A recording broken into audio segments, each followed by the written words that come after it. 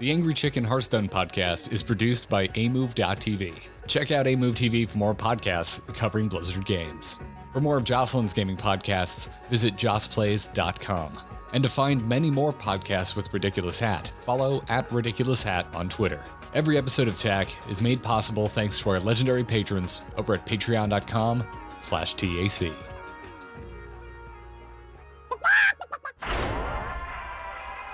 Time's up. Let's do this.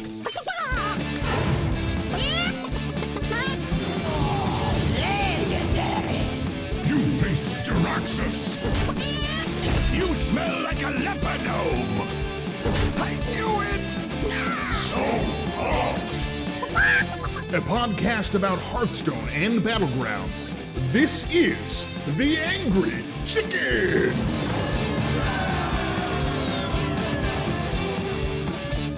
Greetings and welcome back, everybody. This is indeed The Angry Chicken, the only podcast that talks about standard Hearthstone, the only Hearthstone, the realist Hearthstone, the only real Hearthstone that there is to Hearthstone. Any other podcast talking about anything other than standard is fake Hearthstone. I thought you were going to say fake news, and I was like, Garrett, you're going too far. I'm Garrett Weinzerl, here as always with Jocelyn Carney, Ridiculous Hat, and just because I am in Florida does not mean I am that type of person. Joss, how dare you? I think today it's more like Garrett Vodka Zero because we started the show with quite a subtweet and a delicious-looking martini. Wait. All right, I'm offended. We are now the cocktail podcast. Okay. Are you ready for the cocktail snobbery podcast? All right, How Garrett dare. Ginzerl. Eggs, thank you. Gin- Thank you. Making a All right. martini out of Ginzerl. vodka. What am I? Someone who hates flavor? I don't know how direct of a path you're looking from where we are to drunk Garrett. No, this is just Garrett has cocktail opinions, and yeah. I like gin. Gin is something that's grown on me as I've gotten older. Vodka was when I was younger, but now I'm like, you know what, gin's all right. Yeah, All for right. me, it was like a Goldschlager and flavored rum that wasn't really rum. It was more like they melted Jolly Ranchers and added alcohol to it. Yeah. Boone's Farm? Sorry, what was that? Boone's Farm. I've never heard of that. It's gross. It was like a cruising coconut rum. You would just keep it in the freezer at the college house because God forbid you ever taste that stuff at room temperature. So is this standard Hearthstone? Yes, it is. We are the #1 standard-only podcast in the world. We don't talk about anything else. I had a really good patches game in Battlegrounds right before the show. I had so much fun. I had such a good time. I got first place. Katie was waiting for me for dinner, and I kept apologizing. I'm like, I'm sorry. I'm doing really well. And she just yells back, "Finish on their face, honey." Oh, man. We can't I don't know actually what I do was that yet, right? Oh, yeah, No. no, it's in the game, isn't it? No, tomorrow. Yeah. Oh. We've just been building the anticipation for it for a week now. Okay, here's the thing. And, I don't buy Battlegrounds cosmetics because I think they're horribly overpriced. So if I see Slyssa with something, I just assume it's available for everybody. No, she got special treatment. Okay, cool. Hashtag streamer privilege. Yeah. Yeah. So I got first place. So I did indeed finish their face. Many faces. 7 Yes, faces. 7 faces. I mean, I don't think I took out every single person personally. I don't think I reduced all 7 other players to 0 health. But I can say I needed that. I've been doing terrible in Battlegrounds. Holy butts. I need a coaching session. I need one bad. So cheers to my mediocre Battlegrounds rank. How are you doing, Joss? I've been doing okay. I think as high as I've ever been in Battlegrounds. Actually, I have this really cool plugin on HS Replay, the deck tracker that like keeps track of my all-time high MMR and stuff, and yeah, it's and like all of my session data, so like all of my placements and stuff. It's really cool. Anyways, so I've been using that, and I'm like slowly approaching my highest ever score, and I'm like, what's happening? It's way too early in this season for this. So yeah, I've actually been doing quite well in Battlegrounds since buddies came in. And same kind of over on the standard side. One thing I did find kind of interesting is that like now that you have your highest rank shown in like when you're in the main menu, regardless of like mode, they just like tell you what the highest thing is, and that's what displays on your profile picture for like in your friends list. Have you guys looked at this yet? Yes. Okay, so I'm like high platinum, like almost diamond, but it thinks my battleground rank of like 6100 is better than that. Oh, that's an interesting thought. I hadn't considered like where the cutoff is. Yeah, like what they consider, or like where the player base is, or how many people, or like I don't know how they make the determination of what your best rank is. But yeah, my I know best it's rank in Hearthstone right now is in Battlegrounds, which is kind of weird. You would assume it's somewhat arbitrary, right? But I would love to see some sort of table graphic that shows the breakdown. Yeah, I don't know. I'm sure someone on Reddit would get mad about it, but I would really like to see exactly how that stuff matches up. Yeah, I guess it's just thought it was relative interesting. percentage of the player base. Like it's Probably. X percentage of players are above this rank in standard, X in battlegrounds. They made vague hand wavy allusions to the fact they have some complicated formulas for it, but also who knows if that's like how that actually lands. There's no actual like which one is correct because they're just kind of making it up. So percentage of player base would be the only thing that makes sense. Oh, it'd be really interesting if you could like. That doesn't sound very complicated though. Like I feel like if they just said it's the percentage of the player base, we'd all be like, "Cool, thanks." Hey, Joss. All right, here's a plan. I want you to take one for the team and stop playing. Okay. So if you could come back on like February 27th or 28th and report if that has changed, I'd appreciate it. You know, Okay. as more people up their rank in I Battlegrounds. see what you're saying. As more people, Yeah. right? Okay, yeah, that's fair. Or it says Battlegrounds has much longer seasons, maybe like next month, at the end of next month, then like really like pause yourself a platinum and be like, yo, what's up, Battlegrounds MMR?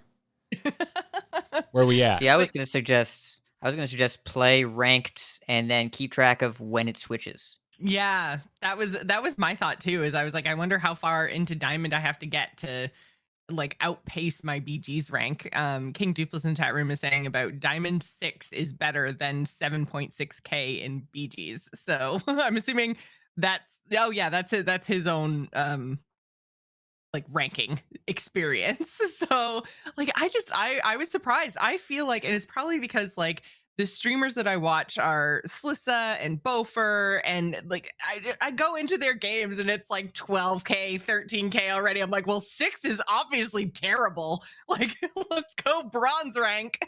Jocelyn, they play all day. I know they play all day, but I just like, I don't know. I had it in my head that like, if you're not 10k, like I kind of thought that like 10k would be like legend cutoff, but I actually think 10k might be like top 100 legend or top 1,000 legend. You are aware that there's a leaderboard and you can like see that like it's made up of all of the people you just compared yourself to. Oh, I know. Literally the best players in the world. That's their rank. That's yeah. Listen, I had a good time at the track day last year, but I didn't compare myself to the Daytona 500 this weekend. I'm just saying, it's because that's the Battlegrounds content I consume and the ranks that I see all day. That's where I assume a lot of players are. And I know it's dumb. It's just, yeah, that's how my brain's been conditioned, I guess. So I look at my 6 and I'm like, you're higher than me, Joss. So yes! I guess I'm shit. Fire Garrett from the chicken. If we go to look at top 200 in BGs, it goes down to 95.31, which if that translates to top 200 in standard, then like we're going a good ways. Like there's a lot further to go and still be pretty high up in the BGs world. Yeah, so I guess I'm just better than I thought I was.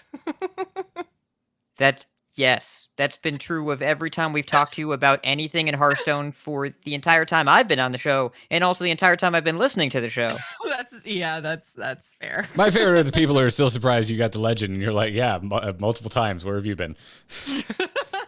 I'm putting words in your mouth. You're much more polite than that. but that's what you should say. That's true.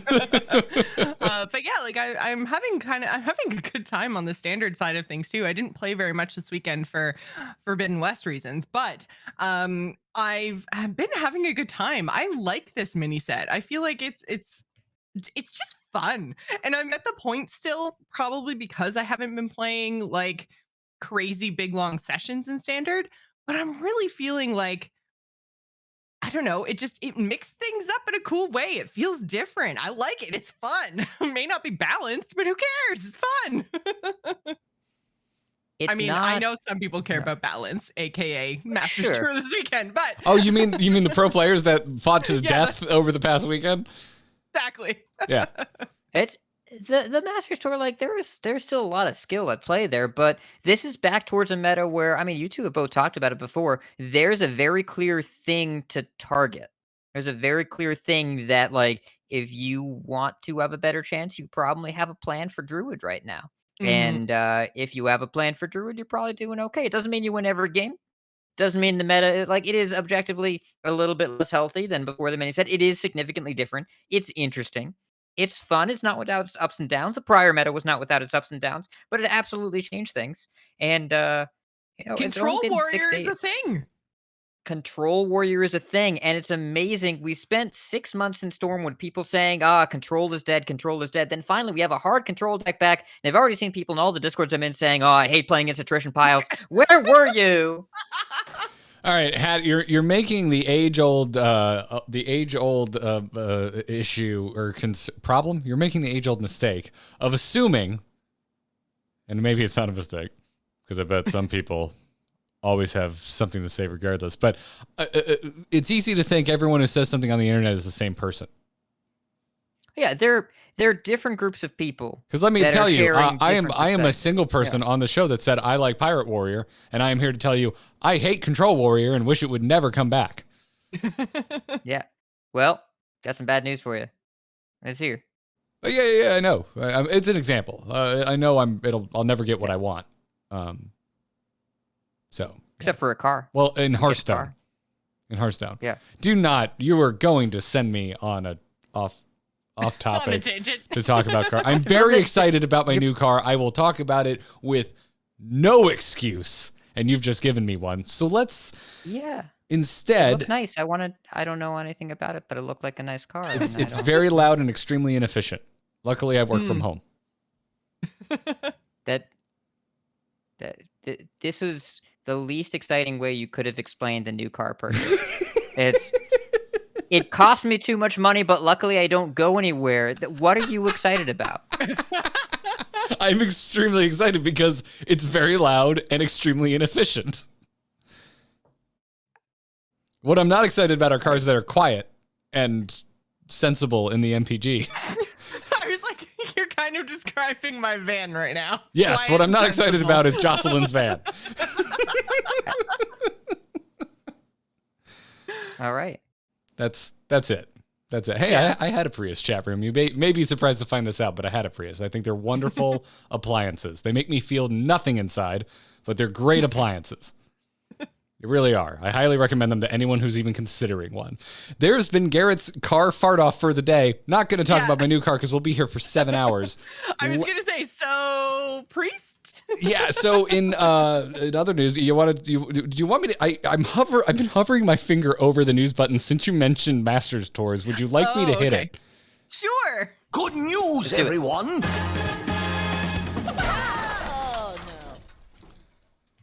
So Masters Tour and Nixia's Lair was this weekend. Yeah. Let's talk I about the know- people who do care about the balance.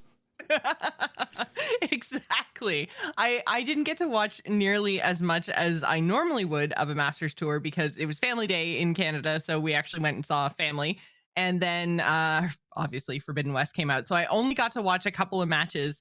And honestly, I'm interested to know if there's been very much like talk and chatter about Kazakhstan in like just general esports conversations, because like the one match that I saw involved Luna, and she played, it was like top 16 I think, and she played her druid game and she double lightning bloomed into him and then just like blew up her deck and got a bunch of boom bots, just like won the game. And I was like, this doesn't seem good. I hope this has been happening all weekend. Yeah, what was my comment last week when it was like, I love the design of the card. I am here for this kind of fun. I hope to God it is not competitively viable for the long term. Yeah. Yeah. And I don't really know because they pull directly from Duel's treasures, right? So I don't really know. No. They are slightly rebalanced for standard. It is a curated pool. Yeah. They're a little different, and they can change them in the Kazakhstan pool without affecting duels. It is not just straight pull the other game mode. A straight comparison. Okay. Yeah, the Gnomish Army Knife, for example, in duels gives charge, and in standard gives rush. Very important difference, because otherwise you die. Yeah. Well, that's good. At least they have knobs they can turn on the standard side that won't mess up the dual side of things. But yeah, I don't know. I didn't get to watch too much of it, but I saw that happen and I was like, what? I think Luna won the game in like 5 minutes or less. And I was just like, man, this doesn't seem very healthy. I mean, it happens. You're looking at a conquest metagame tournament where the competitors had 2 days to prepare, which is not ideal. But also, Hearthstone is Hearthstone. And we have seen the Yogg clips, and we've seen Silvername win on turn 5 with the Dragoncaster, and people win on Animal Companion rolls, and people win with, like, there is Luna's Pocket Galaxy on turn 5 or 4 or whatever.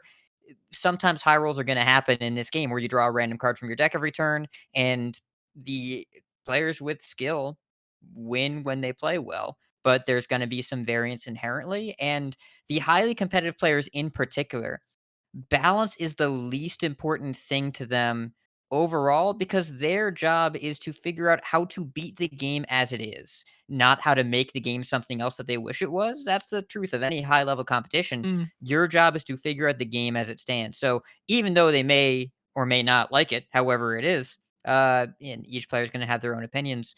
What we saw at the Masters Tour was not really all that much different from what we saw at other Masters Tours, just a question of which form it took. I do think the standard meta game will need a little bit of adjustment, but for every person that you've heard that is unhappy about Kazakhstan or the return of Control Warrior or whatever, there's another person that's playing it. Just like how we heard about Mage for 2 expansions in a row because it was the most popular deck on ladder, and then people didn't stop playing it. And then when they did, it was Warrior.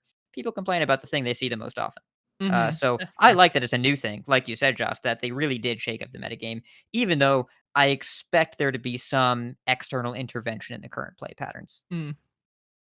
That's probably fair. I mean, that's kind of true after every major set or mini set, right? Like, I mean, they're going to go in for a balance pass once, they have the entirety of the Hearthstone player base get their hands on it. The only thing that kind of sucks is that, like, with it coming out so close to the Masters Tour, like, it was a really short deadline. So I think that there were a lot of people more, I guess, disappointed in that choice than anything else, like anything balance wise. Just they had to kind of like figure out the meta and make their choices in their deck lists, and their lineups with so little time.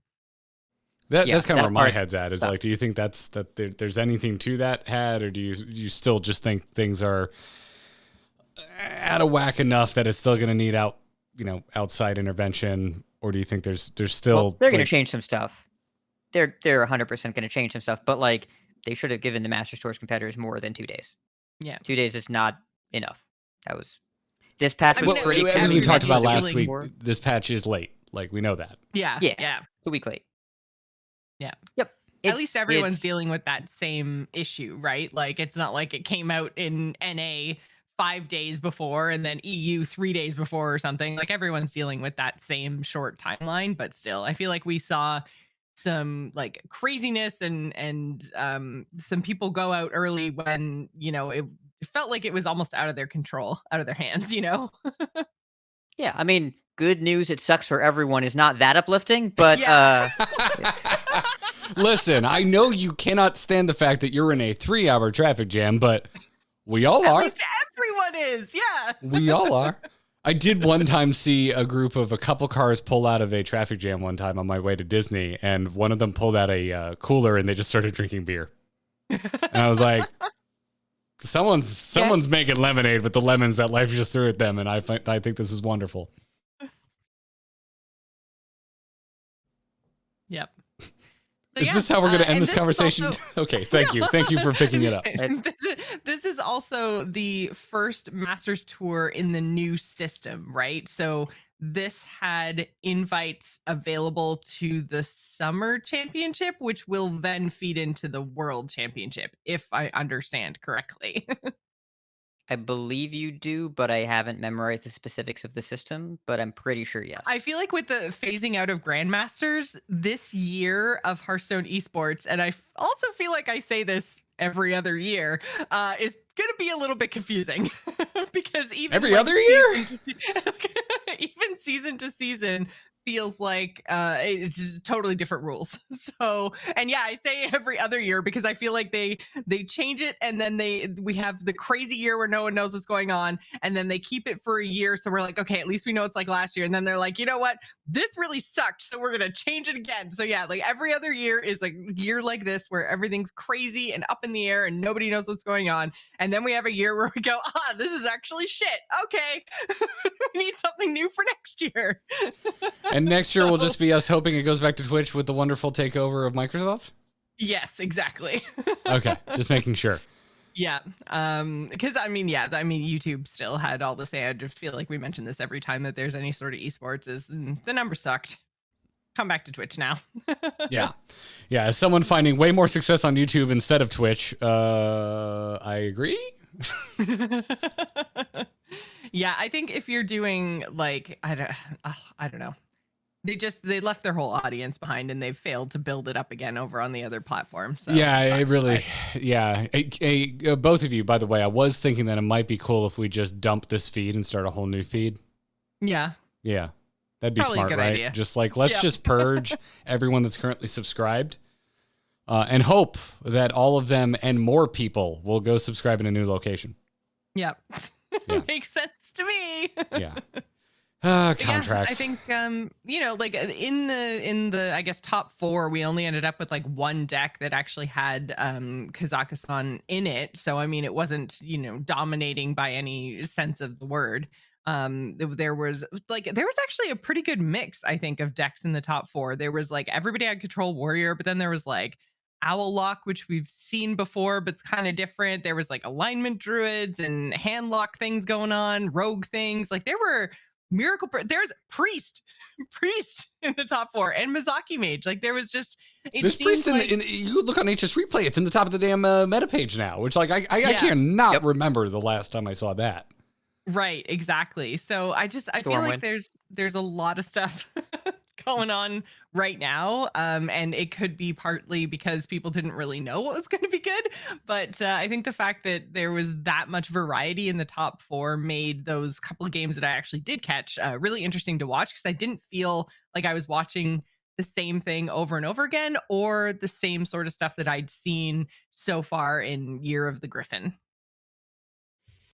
Yeah, Conquest is always weird and different from Ladder, never more so than this year that I can remember, because you end up seeing these decks that are super specific in what they're trying to do, but it was pretty hard to have a specific goal when you don't know what anybody else is going to be playing, because you don't know what you're going to be playing, because you've only had 2 days to test. So the winner, JRS Lovestorm, ended up with a very strange lineup, went for the full Solitaire build, including a Brute DH, which do not try and play this on Ladder. Don't do it. It's not a good Ladder deck. And then the Druid, the Kazakhstan Druid, the Poison Rogue, and the Miracle Priest.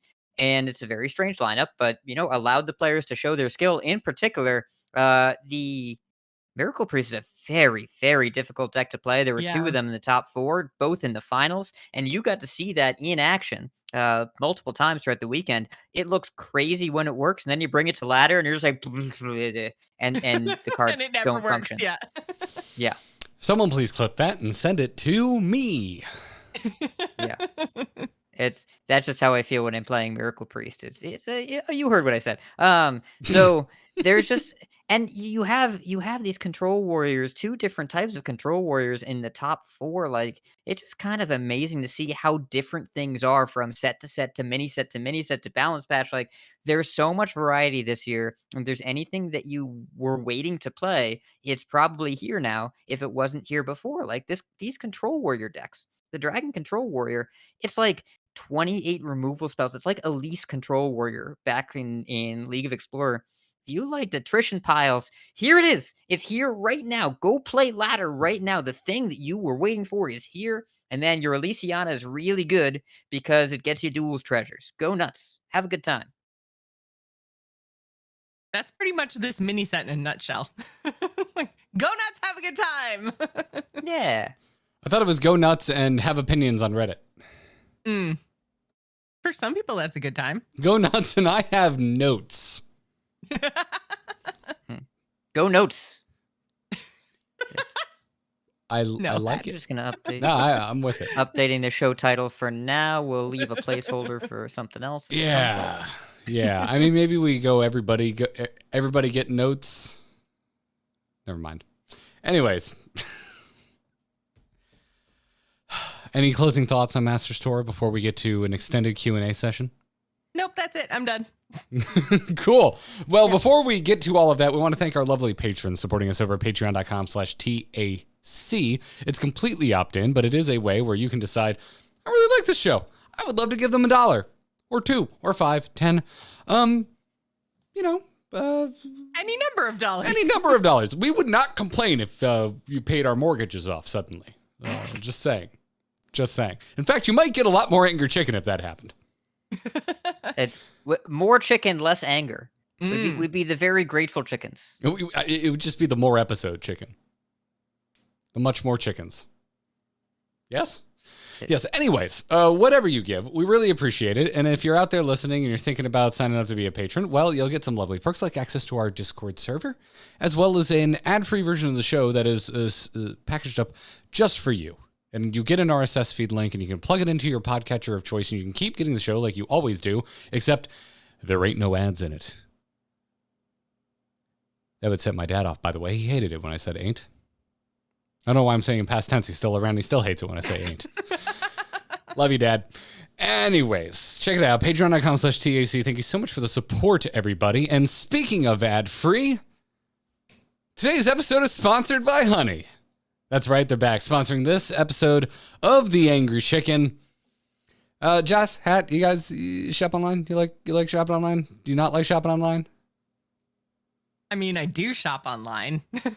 I like it. I like it more when I don't need to go to my search engine of choice and search for a bunch of different coupon codes and plug one in after the other to find out that none of them frickin' work, or like worse, like too many of them work, but they're all different. And you have to take notes to find out which one's better than the other. Actually, I think none of them working is worse, but nonetheless, thanks to Honey, manually searching for coupon codes, it's just, it's gone. It's a thing I straight up don't think about it anymore because I've had Honey installed on my browser for years. It is the free shopping tool that scours the internet for promo codes and applies the best one it finds to your cart. If you were listening to the earlier part of this podcast, or you follow me anywhere on social media, you will know that I recently purchased a new vehicle. I cannot leave Did you use a code from Honey? Not for the car itself. Okay. I was like, damn. That would be really impressive. No, I can't leave my cars alone. I have to make them my own. I have to mod them, which means I have to go out and buy car parts. Doesn't matter if this thing is brand new and literally the nicest thing I've ever owned in my life. I need to mess with it. And so I ordered some parts from, I'm not going to out them, but I ordered some parts from a car parts store. And Honey popped up and was like, yo, you want me to try some codes? I'm like, yo, I do. And it just went bloop, nope, bloop, nope, bloop. Yes. And the yes was 10% off my whole freaking order, which I don't know if y'all have ever bought anything for a car. It ain't cheap. So 10% off of the whole order, it was a sizable chunk. And the thing that like made me giggle was when I went to this unspecified website, it had like the pop-up like, give us your email and you can get 5% off. And I'm like, yo, Honey, beat it at your own game. I got 10% off my whole damn cart. So I'm really excited about that. You didn't even have to do anything. No, I didn't. I just had to tell Honey, yo, I want to save money.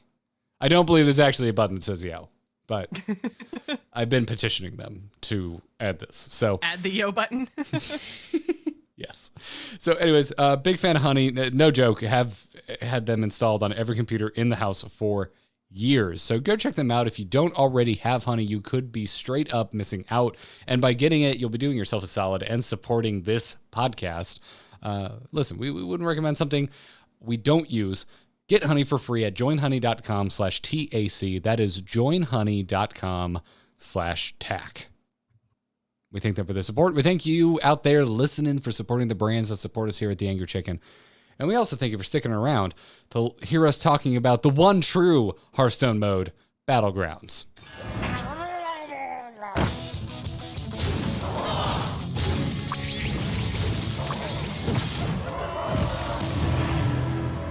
Have a good battle, friend. The one true Hearthstone mode also applies to standard, duels, mercenaries, wild, and classic. Sorry, Arena. And Brawl. Brawl's been dead for a while.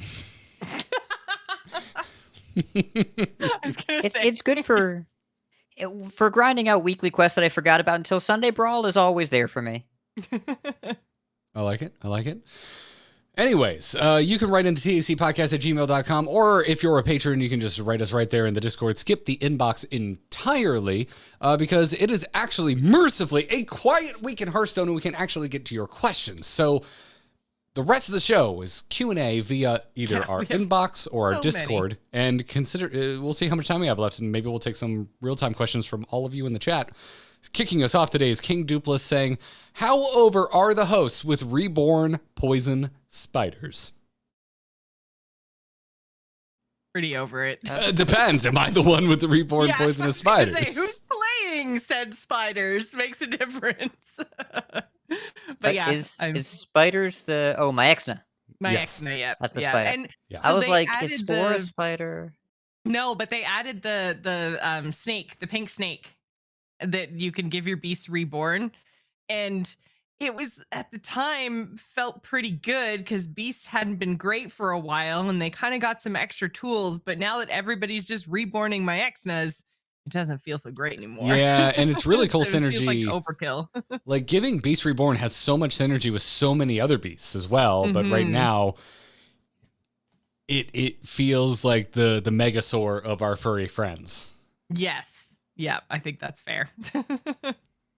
So I mean, I'm not you sick of them, can but, Spore, but you have to be Lich King and Lich King only. Yes. Yeah. I mean, I'm not sick of them because I don't play that much BGs. I understand the need from the developer side. The problem in auto battlers is you have to have something that deals with scaling because otherwise it just becomes make number bigger and win. And so the various poison synergies are a way to work around that or past that, and then you end up with like divine shield strategies or death rattle reborn strategies of you scale in a different way, a different mechanism. They have to have something like that in the game, but also it's a tenuous balance of how much do you punish scaling in the late game, because that means at a certain point you just stop bothering try to do that because it doesn't work. Because you know that if you spend multiple turns and all these resources making your minions bigger, well, I'm just going to die to poison in the end, so I got to pivot into something else, and I got to be poisoned and take this selfless hero, whatever. That was the problem with Megasaur, and Reborn My Exna is not quite Megasaur, but the feeling that I get is that, when the Beast comp fires off, you're just going to face a whole lot of poison a whole lot of times, and it's pretty difficult to beat that. So, Well, I think the problem is that it's not just beast comp, right? It's like if you don't end up being the biggest in terms of scaling, then you throw out everything you've done for the whole entire game in favor of either a reborn my Exna or the little spore, right? Is you basically just say everything I've done this game is useless.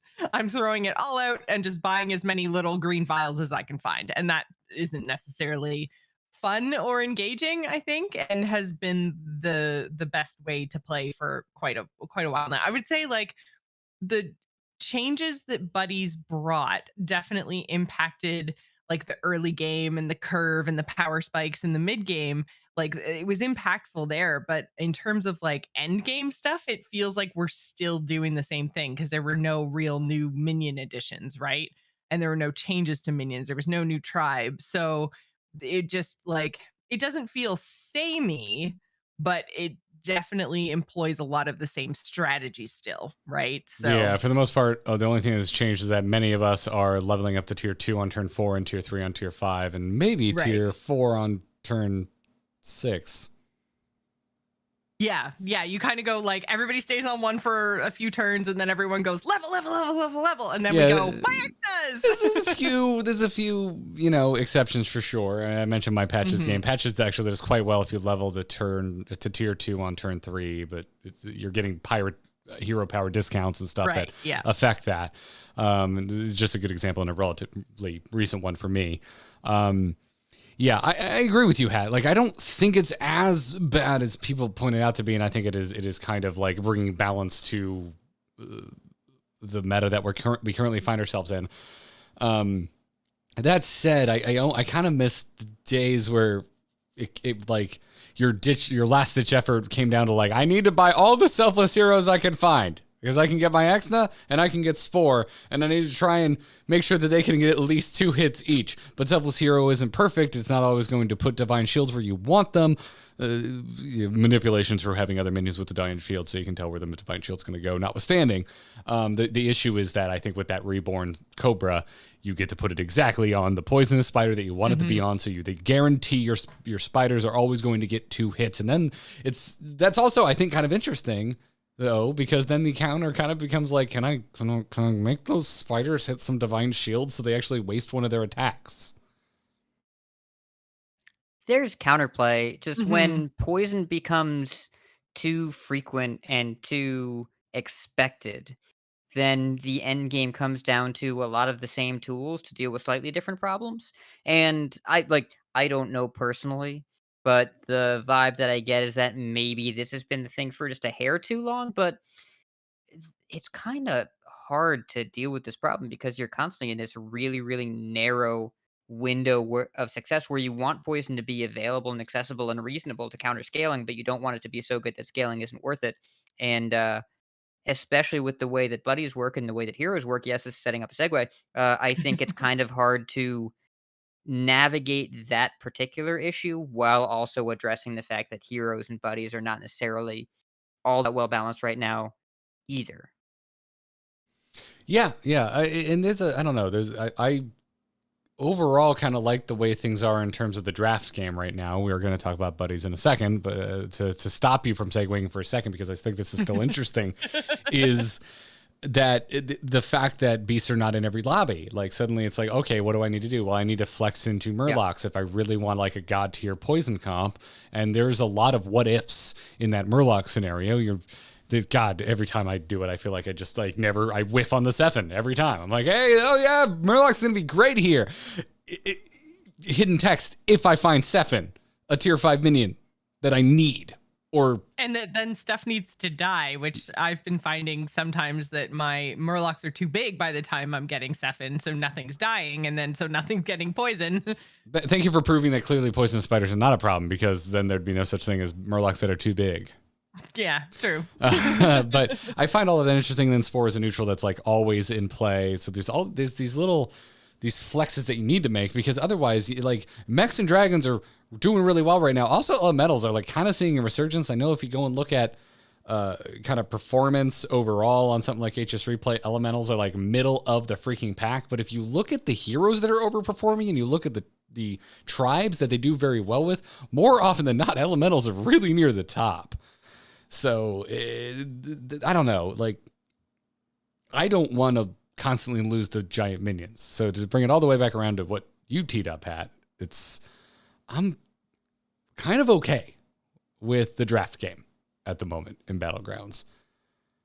I'm not so okay with the hero balance.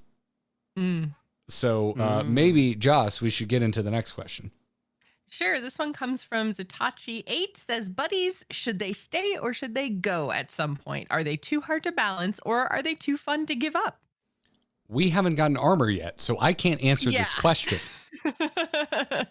I do feel like armor is gonna definitely come into play when we're talking about balance, right? Like it's the only tool that they have that they haven't used yet in terms of buddies. They've tried changing stats, changing tiers, but we haven't actually seen some heroes getting armor that I think they need to make them viable. So still in the collecting data phase, which I think is what we also said about this sort of a topic last week as well. But in terms of if they should stick around, I think if they can bring some of the upper heroes down and like kind of like bring the pool a little bit closer and like bring the extremes closer to the middle, then I think buddies are really fun. I think it's interesting to have something tied to both your hero power but also a minion, so you can really make a choice about like your economy and if you want to keep it or if you want to get a triple later in the game. And like I think that there's some interesting decision points there, and we have so many heroes now that they really do now all feel like they're playing differently even if they have similar hero powers, because buddies give you that extra little bit of complexity. I'm in the So, keep them around their fun camp. okay, this question. Should they stay or should they go at some point? There is no new mechanic they have added to BGs that should be permanent. But does that mean that we should get rid of buddies now? No. Keep them around for a year. Keep them around for a while. Just keep them around for like months or whatever until you do the next thing. But I don't think it needs to be forever. It can always be an option. You can always bring it back if you want to. Like we like it sometimes when they make a mechanic and then send it away, then bring it back. We're like, oh, this is Mhm. cool again. I like this the first time, and you can do that. You can have some heroes have a buddy-esque mechanic that can be their hero power equivalent. The thing that Garrett was alluding to, dynamic replayability. That my Exna reborn spiders aren't always a problem because sometimes beasts aren't in the lobby. When you have the mix of I have a different hero and a different set of tribes in each lobby, that allows for really interesting dynamic replayability that every time you queue up, things are going to be different. Who you're against is different. What you do is different. What minions you play with is different. It's endlessly replayable. We've seen that there are thousands and thousands of hours put into BGs every single day.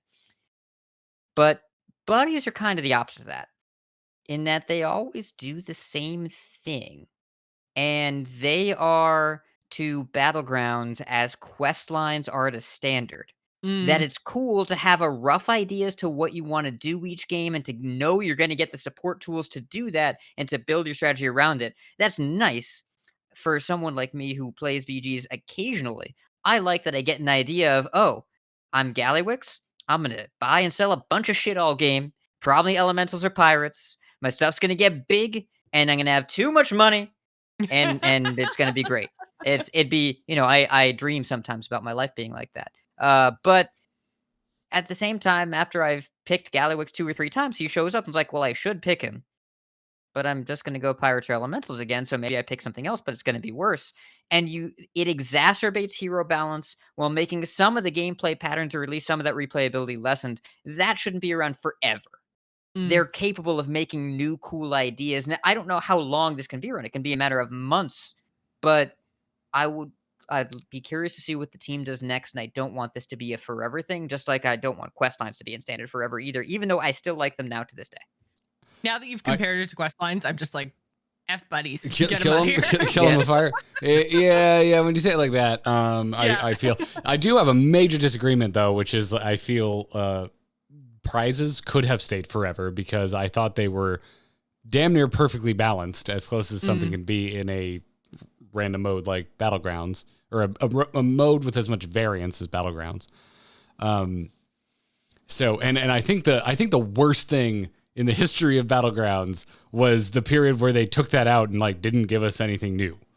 Well, yeah, they didn't have the next thing lined up. It would be That like was if they so just took boring. away, like rotated our expansions in standard and made us just play with classic cards again for a year. Like Yeah, that it was would like, be hey nice. kids, we took away your consoles. Here's Yeah. a ball and stick. Gee, thanks. Really appreciate it. I just saw the future and you're sending me back to the Stone Age. So the worst period in BG's history was the weekend between BlizzCon and Beta.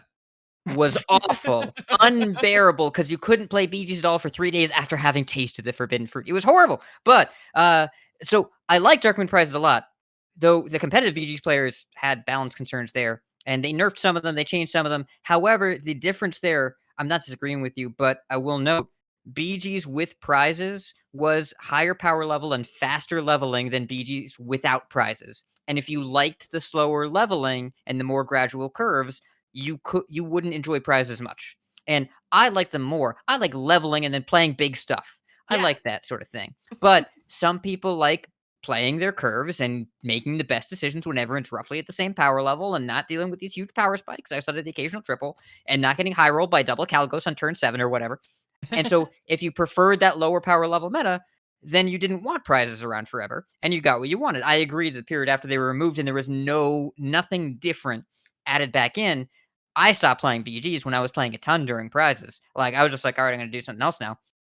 But some people like that lower power level stuff, and you got to kind of cater to everybody. So I don't think that any mechanic that they add from the start of BGs going forward should ever be a permanent thing. Just because they're smart people that make a fun game, I trust them to make new stuff, and I trust them to get rid of other stuff when we're done with it. And, like there were some people that were making the argument like BGs wouldn't be the same without Nightmare Amalgam. I'm glad they took it out. Because that was a thing that was supposed to be that is like, how can you do BGs without a unit that everybody has access to make their menagerie comp work? We figured it out. Oh, yeah, we did. Menagerie's been doing great ever since. It's totally not total trash and has been for half a year. The best hero says Menagerie next to her. Oh, yeah. I'm so glad that the best hero that's horribly imbalanced and needs to be nerfed is like the exception, like the one exception to the, how many heroes are there now that are all terrible with Amalgam, including one that starts with an Amalgam? Garrett, should I go to the next question? Yeah. Should I go to the next question? Oh, was that too right for you? I'm sorry. It was a segue. I was just so impressed by your podcasting skills. Yeah. I was so impressed by your podcasting skills that I got distracted from what you were saying, Garrett. What can I do? You're just too good for me. I can't keep track. I get so distracted. Get in there. Get lost in your voice. Okay, so Floaty Potatoes asks, have we reached the tipping point with too many BG's heroes? I understand that it's free mode with the need for new content to spice things up, but there are so many male ones now. Yeah. Next question. Yes. Yeah, you could have stopped after the first line. Just, are we reached tipping point with too many BG heroes? Yes. We need more hero rotation. You know how the answer to this? AFK is still in the game. Unplayable hero is still in the game. We have too many heroes. I think that, I'd like to see them rotate the pool a little bit more often, even every like couple of weeks or every month, like just take some out and bring some back in and like not even having to make balance changes to them, just to make the pool a little bit smaller. My biggest pet peeve playing Battlegrounds is that like, well, okay, for instance, I'm sorry, I missed the boat. Apparently AFK is doing amazing. Apparently she's good now. Yeah. Ever since they did the buddy balance. Oh, she's number 7. Yeah. She's number 7 overall. Yep. What happened? She's better than Dancing Daryl. I will not stand for this. We're like back to like beta Battlegrounds now. Tier 2 is what happened on that snack vendor, I guess. It's Lich Queen Bajal is number 3. Jiraxis AFK. Daryl. This is back to beta. There's Yogg. Oh my god. I've gotten Yogg a ton of times, and yeah, Yogg good. Yeah. So I think that like, for instance, Queen Wagtoggle is like the best right now. And I haven't played her since Buddies came out. Like she just hasn't been offered to me because there's 75 heroes right now. And so if you want to try something specific, or if you want to learn a specific hero or something, like you might go weeks without seeing that hero. And that's kind of frustrating. So I think that like probably like 40 to 50 was kind of the sweet spot. That's when it felt like there was a little bit more consistency and I could be offered a hero a few times within a couple days of play. And then like 75 it's just too many. Like there's so many times where like I'll go click on HS replay to see how like what my ranks of my heroes are, and like my best option is like 4.9 and I'm like, oh really? I'm like getting to a point where I want to draft. I want a MOBA draft at this point. Like let everyone ban one hero out and then let everyone pick their hero from the whole kit and caboodle. MOBAs have figured it out. Like it's either that or for the love of God, cut this in half. That's kind of where I've reached. Do we want to? You're making me want to have a conversation. I did not realize AFK flip flop so bad. Can we talk about the opposite flip flop? What did they do to my boy Illidan Stormrage? They changed how his buddy works. Yes, they ruined him. They nerfed him. Yeah, They did not nerf him. They stomped War his Song face into the commandered ground. him. Yeah. I would say that the pre-nerf version was ruining every other hero. So Mhm. at a certain point, listen, he'll be back in 10,000 years. That's the lore, right? But this is an example of what I'm about to say. Is like if you were going to delete a hero from the game in terms of competitive viability, why not just delete them from the game?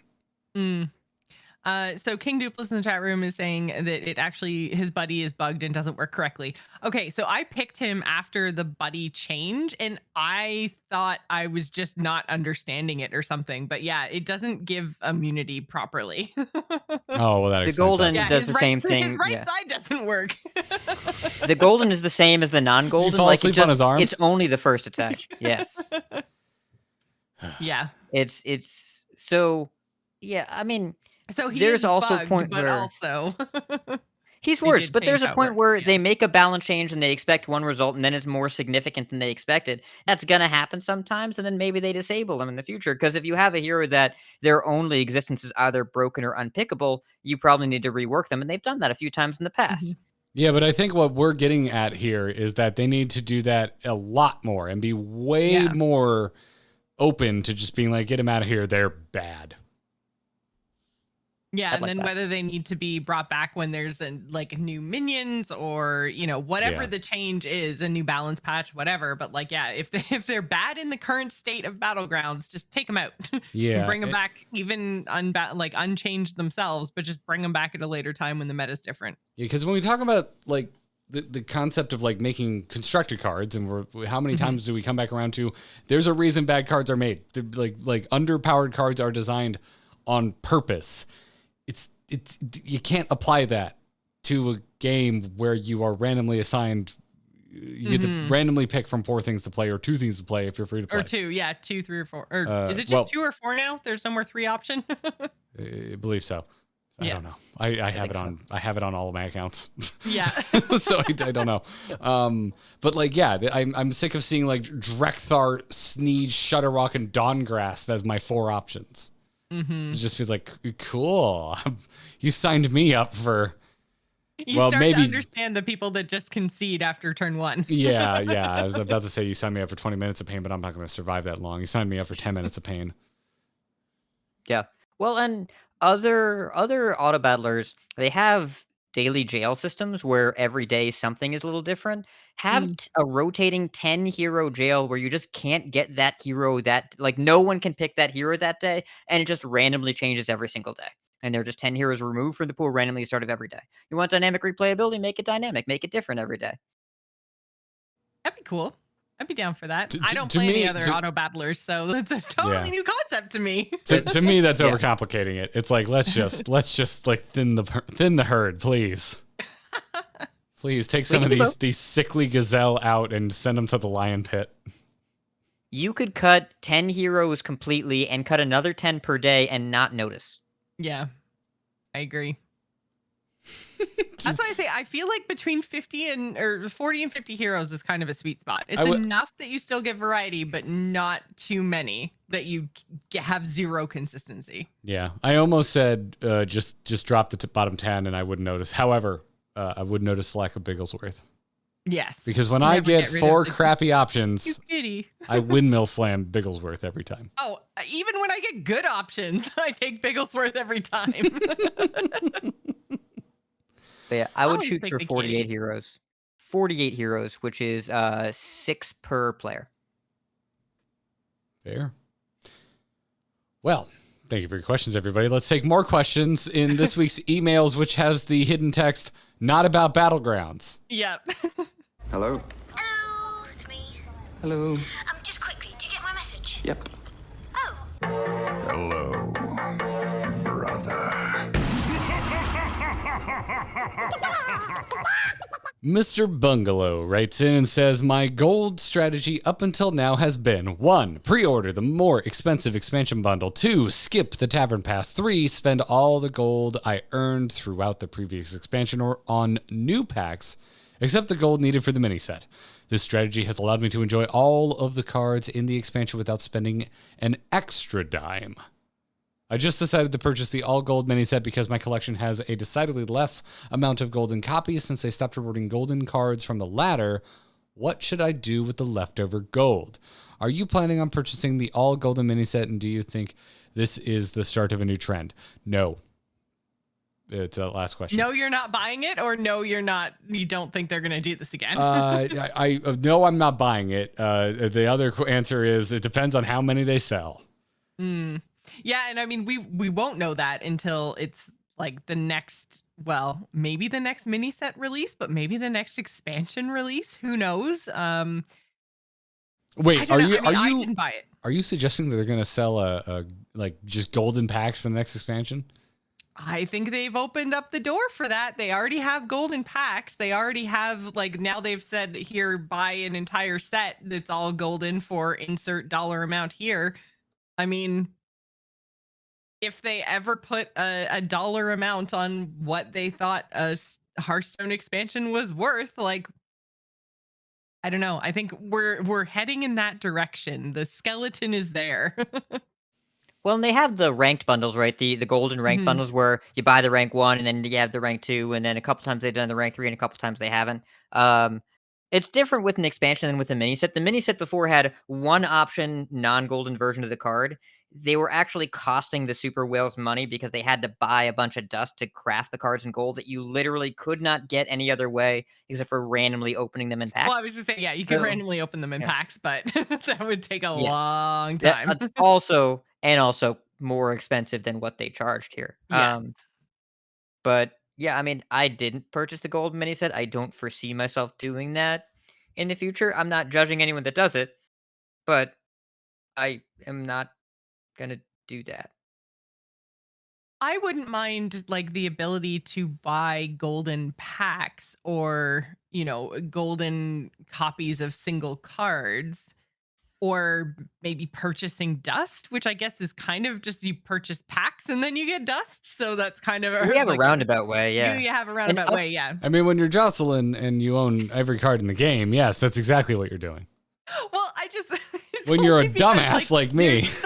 There's some cards that I like to have in golden, whether either I like the artwork or they're super competitively viable and I really enjoy playing with them. Sometimes they're like the Frostwolf, not quest, but the thing that does it at the end of your turn for 3 turns. Objectives. Yeah, Yes. that made the little puppies. Those little puppies were adorable. They shake their little butt in the air when they're golden. Of course, I want a golden objective that's gonna give me a bunch of little butt wagging puppies. They gave it to you for free, by the way. Well, yeah, but okay. So maybe that was, you get the point. There are some cards that have adorable animations that I want to play with, and those are the ones that I'm going to make sure I have golden. That was the biggest actually you've ever done, Hat. It was free butt wiggles. And you're like a walking actually. First golden card that came to my head. That even if they hadn't given to me, I would have crafted like 10 copies because this is little butt wiggles. Yes. So, and that's why they gave it to you for free, because puppies deserve to be free. And so, anyways, I'd love an upgrade to gold button. Give me a little discount for upgrading to gold. Let me spend some dust. Let me do that. Players would do it already just for the quality of life purpose, not having to have that feeling of dusting something for 400 dust and crafting it for 3,200. It feels awful. By the way, Garrett, I'm not sure you just saw on the Discord. Oh, I just saw on the Discord. I wrote myself a reminder. Remind Garrett to buy next expansion at end of March. So don't worry, you'll be hearing from my to-do list. Cool. Just to make sure. Yeah. Cool. Don't worry, I won't forget to pre-order packs for the only real Hearthstone mode. I'll just gift it to you. It'll just make it a lot easier. Anyways, Mr. Bungalow is asking, what should I do with the leftover gold? You said leftover gold. I don't understand. So normally he would purchase, or they would purchase new the mini set with gold. So now they haven't had to make that purchase because they went with the golden. They paid real money for the golden version instead. So now they have leftover gold from what they would have That's normally. not a So that's phrase like that I 2,000 gold. understand. Yeah, I don't. Like, I get that they're reallocating the budget, but leftover Yes. gold just means you have more packs for the next expansion. That's what that means. I was Congratulations. gonna say, yeah. I think I'd just leave it for the next expansion, Yeah, honestly, because yeah. you can't do cosmetics for in-game gold, right? So Yeah. that would be the only other thing I would want to spend like Yeah. currency on is cosmetics. But Wait until you have Garrett luck. You're gonna need that gold. Yeah, I heard last expansion he didn't open anything good. If you remember, I did open like a nice stack of packs, and I literally just got Pity Timer. That was my legendaries. Yeah. I do remember that. I was saying something self-referential to be funny. Which, because by the we're on way, a podcast. Hearthstone, just so you know, that feels horribly shitty and stopped me from spending money. I was like, fuck this. What, getting pity timered? Yeah. I'll be like, I'll burn some of my gold, and I think I opened 50 packs and I got 2 legendaries. I was like, cool. Got the worst possible outcome. Feels horrible. Thanks, Hearthstone. Yeah. It just I'm not feels going to tell you how well I've been doing. good because I don't care. Yep. You know what I do kinda care wanna about is what Severing Gecko has to say, though. Yes. But I want to know how well Joss has been doing. I think we already talked Very, about it, and very, I vomited in my very mouth well. the last time we had Very, this very well. discussion.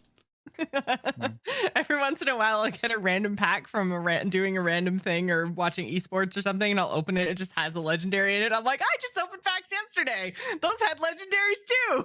Like, I'm getting duplicate legendaries now. We don't need to talk about it. Wait, no. Severing I Gecko know what said- this feels like. I bought the mini set, and I got the whole set. It's amazing. Wow. It's such a good feeling. But wait a minute, Joss, you said you got a legendary from random esports pack. I think this is the first time in history esports has been profitable. Oh. Oh my god. Listen, Yeah. I am sure there is nobody who makes it even like the smallest decision when it comes to Hearthstone esports that doesn't go, for the love of God, can we please go back to Twitch? It's a contract where I'm sorry, it was such a stupid idea that I still love kicking that dead horse. I can't help myself. So should I talk about Gecko now? Yeah, what's severing geckos, gecko? go! Also, why are you Oh, severing yeah. those geckos? What'd they ever do to you? Yeah, poor geckos. No, it's the gecko who is severing. The gecko's the one doing the severing. Oh, okay. Oh, that's gonna be the next metal band name. Okay. So with Hearthstone adding Diablo, DLC, Blizzard adding more characters from other Blizzard games this year. Do you even want to see them do that? How could Hearthstone be expanded as a platform this year? Something we've seen them do with Mercenaries. So I think like we've talked before about other properties coming into Hearthstone now that they've kind of opened the door with Diablo, but do we want to see them do that? I don't know if we've really talked about that side of it. Like when Hearthstone started, it was, Heroes of Warcraft, and they've stuck pretty close to like Warcrafty themes, even though they dropped the subtitle. Like, do we want to see like a StarCraft expansion or a, Yes. I mean, someone needs to do something Yeah. with StarCraft, and it ain't any other team. like at what point does it stop being Hearthstone and just becomes Heroes? If they make goofy self-referential jokes the whole time and like it's in the Battlegrounds Tavern, it's still Hearthstone. Fair. Yeah, I'm fine. I would say too, like it doesn't need to be a crazy event because for me, like Mercenaries was meaningless because it's Mercenaries, and the Diablo event in Battlegrounds was kind of a sore spot because it launched underpowered, and then they tuned it to where it was overpowered, and they left it for the holidays. Yeah, and then they let it stick around. Yeah. Yeah, it's not judgment. It's just me stating facts at that point. So it's just like just give me some flavored cards from other IPs, like just or flavored heroes or flavored minions. Would you don't want them to stick to, I guess, like the non-traditional Hearthstone modes? Like, would you want them to stick to the battlegrounds and the duels and the? Well, listen, I understand that standard is the only real Hearthstone, and the other modes are all second-rate citizens. Saying it like that. I didn't want to tee you up again, but Garrett was looking for the tea. yeah. Oh yeah, you did. I'm just You wondering did tee it up. if. So are you, like, Jocelyn, agreeing with like that asshat that wrote us? No. I just think that like there's something. I don't know, like sacred about standard Hearthstone where like I don't think I would want like a Is it? I mean, they StarCraft keep making card quests and ruining expansion it. So how standard is it? I just think that I want my Hearthstone, like my traditional constructed standard Hearthstone, to remain like fantasy themed. I'll put it that way. But I'm also somebody who tends to like fantasy over like sci-fi. Like I just Yeah. inherently like fantasy themes and elves and wizards and magic and glitter. And so when Listen, you start okay. to bring like StarCraft into things, then I'm just like, or Diablo, and like even Diablo, I'm just kind of like, Jocelyn, nothing shines. Keep it to Warcraft. Listen, you know what shines brighter than glitter? Lightsabers. So sci-fi wins. And anyways, moving on. All right, I'm no longer trolling. Even a fight. This is just me saying my personal preference. I'm just saying the shiny things in I'm just saying the shiny things in sci-fi are brighter than the shiny things you like. So shiny things in sci-fi are all chrome. Everything's chrome. It's all chrome. What? No, there's lasers. There's laser swords. Everything's made of lasers. There's Firefox. Chrome. He said Chrome. Oh God! It took me a minute. Somebody please remove Hat from this call. Oh wait, I have that power. Anyways, so first of all, characters from other Blizzard games. Give me a Lost Vikings warrior skin. I want that right now. I will purchase it. Skins are kind of cool. I could get them with skins. Yeah. And that also gives me the choice to not play with them, right? Like, I think that's the other thing too, is that like if they're going to bring in, which I think is kind of true of any expansion that they do, if they bring in a theme you don't like, it kind of sucks when you're stuck in that theme for, the next 4 months or whatever. As someone who didn't really care about mercenaries, I got a whole year of it. Not just 4 months. No, I know. Yeah. I'm totally down with that. I don't mean the modes. Like I like the characters. No, but listen, Guff's cool. Beyond that, I'm just like, So to me, I'm like, if I could have gotten like 1 or 2 StarCraft references in place of mercenaries, I would have been more engaged. And this is not me like doing a bit. Like I mean it. Like and whatever. Like I know a lot of people really love the mercenaries. Like I felt like I'm HOTS disappointed all over again, because like HOTS, it was just like, why aren't the battlegrounds all themed on IPs? Why are we doing lame ass Dragonshire? Like I don't care. I'm here for Blizzard IP. I'm not here for the other stuff. So yeah, I think it depends on you, like your tastes. Like I think if you're one of the people that like really bought into the mercenaries and like, yeah, this is dope. What a great addition to the world. I would imagine, and feel free to write in and let me know if you disagree. I would imagine that you're probably less on the camp of, bring in the other IPs because you like when they tell their own story and create their own characters in Hearthstone. And for me, it's hit or miss. I really like League of Explorers, which are some existing characters and some that aren't. Mm-hmm. It's like they took an existing idea from WoW and then like grew. And what's interesting there is I like the original characters more than Bran. Because it's Bran. Mm-hmm. Yeah. I mean, Reno and Finley were really, really great. Like, Elise is great too, but Reno and Finley really stand out. Don't you dare diss Elise. I like Elise, but Reno is this lovable idiot, and Finley is, to quote a friend of mine who has hosted a podcast that I've listened to for a long time, it's like a British gremlin.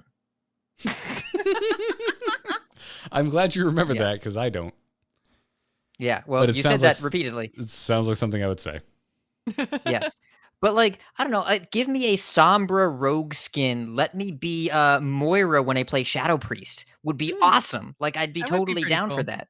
I think that they have ways to do that, to add these characters. I do agree that I like the fantasy trappings generally.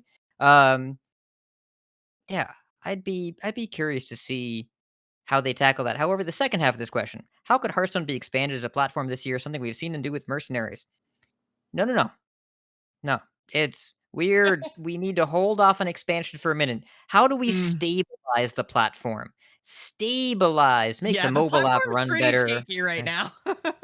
Make the mobile app run better. Make the server connectivity better. We need to make the game run more cleanly on both modern and older hardware. We need to be less laggy. We need to deal with the constant need to reboot if you're playing a bunch of PUDs, like to restart the client.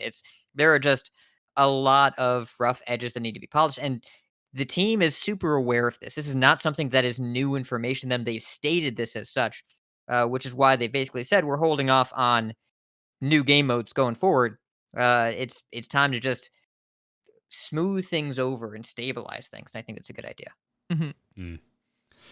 It's never going to happen, but I still would like them to see them make Mercenaries and Battlegrounds its own damn application. Yeah, they super want. Oh, one last idea though. So we had talked about a Battlegrounds tavern brawl before, and talking about crossovers. 3 words: Cho'Gall mode. Cho'Gall Battlegrounds. I want to do some 2-headed BGs where I get to control half the board and the other person controls the other half. Let's do it. But what happens if I want one of your dudes further to the right?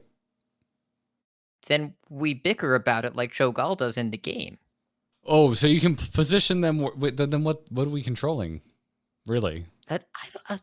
I'm not. I'm interested. I'm interested, and I want to know. Garrett, just Cho'Gall Battlegrounds. Do it. Let's go. It sounds cool, but I want the details. So I'm sorry. I want the on ability... the podcast where all 3 of us agreed, they should have explained how the buddy meter charged. You're going to yell at me for wanting aggressive details. Okay, so there's 7 slots on the board. I want one player to control 1 through 4, and the other player to control 4 through 7. The middle slot, you can move something over shared? to it. Oh, it's shared. Oh, they better increase the turn timer. So yes, and it'd be like a tavern brawl, and everybody's Cho'Gall. You get to slide. Both players can meet in the middle. Very important part of any relationship between 2 people. And so you're able to drag the minion over there. The other person can take it from there. That's kind of your handoff zone. Is right there. Is slot number 4. And then otherwise, the other 3 are mine, and the other 3 are yours. And we gotta coordinate. Coordinate. So, do you buy from the same tavern? And do you share a pool of gold? Do you split the gold, and what happens when there's odd gold? These all sound like great questions for game designers. I'm a podammer in here and go, who talks first? You talk first, I talk first. I feel like both players should have their own pool of gold that should just go up like normal. Like it's like. Oh, what if and you just roll with it? Like you start with 2 gold, and then you go up to 4 gold, and then you go up to 6 gold. Everybody basically has double gold, right? Like. And then you cap at 20. Oh, and then you know what? F the increased turn timers. It's just like straight up like speed anxiety battlegrounds. Speed insanity, Yeah, it's the ender of friendships. Yeah. It's like Overcooked on consoles, where like it's technically a co-op game, but it probably ends in tears. Yes. I like it. Hat, what does Hachikumo have to say? Hachikumo has a lot of things to say in our chat, but in the show notes, he says, "We are almost there. The ending for the year of the Mercenaries. Can I ask the host to one day finish all single-player stories and provide a spoiler-heavy analysis of the writing and guesses at the finale?" Hachikumo, I think you're great. You can ask. I think this is unrealistic. Garrett will never do this. I mean, it's fine. If you're into it, go for it. I'll just leave the room for a while. It's what I've played so far. Really like the writing. I think Matt Lennon brings a lot to the team. And for a long time, there was this big question of what do we do with solo content? Then he did dungeon runs and dungeon run accessories, and that was cool for a bit. And then it was the same thing for too many times. And then there was Puzzle Labs, which was kind of rad. There was Rosticons, which went back to dungeon. They should definitely do that again. And then they never did it again. Well, they kind of did in one of the Book of Heroes. A couple of Book of Heroes, they kind of came back to it. But then the dungeon runs got pretty old, and they started charging for them, and they were better, but not enough better to justify charging for them. And then there's Galakrond's Awakening, which was, the story adventure, plus you got the cards. It was weird. So the Book of Heroes, Book of Mercenaries has been a really nice year-long solution to this problem where they give it away for free. They have good writing. They're interesting, and they're totally opt-in. And some people just haven't played them at all. Some people played some people played all of them. And it's a way to tell a story that you can engage with as much as you want to. Kind of like if you're in Dark Souls or Destiny or whatever, you can go ahead and read all the lore in the item pages, in the menu pages. Or you can not do lore at all and just play the game because it's opt-in lore participation, and that's what Hearthstone's doing too. And I think that is the right way to do it. But that means that some people, Garrett, are just never going to engage with it. And that's I have nothing against it because it is free. Right, exactly. And a lot of people do get joy out of it. And that's like me like all the way back. This is going to be a really dated reference. Me being a grumpy early 20-something going, Who gives a shit about Twilight? But you know what? It didn't affect me because I didn't play it and I was a bad boyfriend and didn't engage with my girlfriend who was also into it at the time. So it was fine. It made other people happy and it didn't affect me, except I had to see shitty vampires on billboards every once in a while. That was about it. By the way, low key, the Twilight soundtracks, especially the middle two movies, excellent. Actually good. Songs by like the Black Keys and Death Cab for Cutie, and like it was good stuff. Oh well, I mean it's a trendy young adult thing. I would assume it would be a product of its era as far as the soundtrack was concerned. I heard Death Cab at a bar yesterday, and I felt weird. Kind of weird. I'm not used to hearing songs that I know and enjoy at bars. I'm glad you had that experience. It sounds nice. Anyways, I digress. Yeah, I have nothing against the Book of Mercenaries at all. I just don't. It's not for me, so I don't play it. So my joke more with Hachikumo's question here was like, I literally can't talk about this. Not I literally hate this and think it's horrible. Like whatever. There's plenty of people I know that really enjoy it, and I'm all for it. Yeah, I think I'm glad they did. Yeah. I'm like 5 mercenaries in. I think I'm about halfway.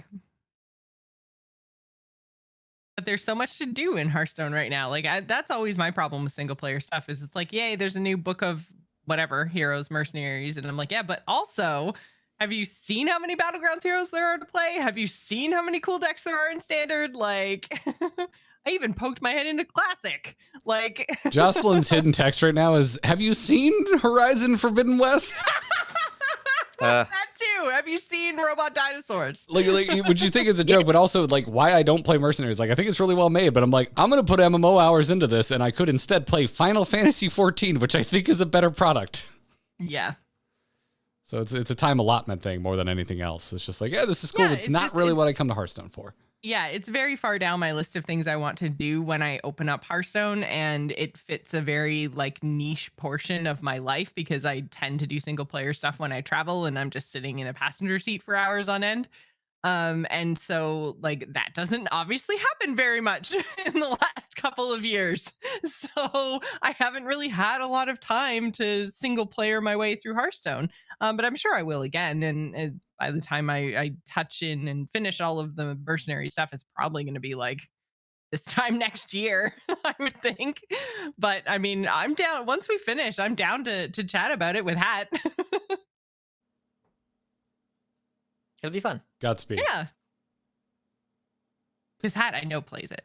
Disc CGI wrote in and says, do you like 4-set, 5-set, or 6-set metas best?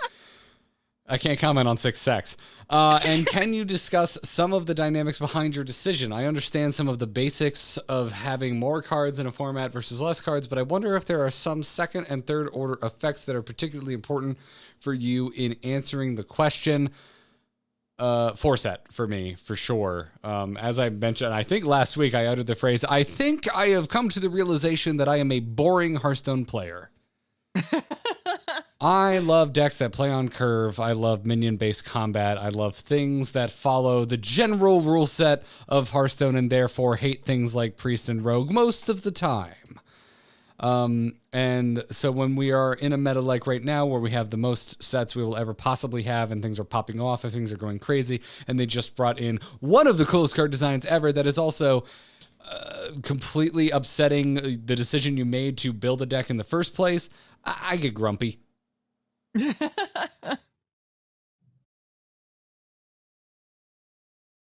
What do you think, Joss? Oh, I was waiting. You had something face. I was waiting for you to jump in That happens with to me your sometimes. thought. It'll pass. Don't worry too much about it. Yeah. I think honestly, I don't really know how to answer this question in a way that like makes sense because I have at times been a gamer like Garrett and I like a simple 4-set thing to choose from, and then there's been times where I'm like, you know what, I actually like the 6-set stuff because that, you know, it's a very short period of time before we get rotation and it's a lot of crazy things and there's lots of different decks to play. It makes ladder really hard though, and I don't love that. And so I can't really put my finger on why, but I guess it's like the balance of those two scenarios, because I think 5-set meta is my favorite, only because like some of my favorite metas that I can think of off the top of my head have been like the summertime metas, the second set. And I'm like, when I first thought about this question, I was like, no, definitely 6 sets, obviously. And I'm like, no, actually, I think it's 5. Like Frozen Throne is like my favorite. Yeah. And like Tournament, so good. Like, yeah, I feel like I might be a 5-set person and I can't explain it. It's just that's what I've liked. God, the more you talk about it, the more I think you are right.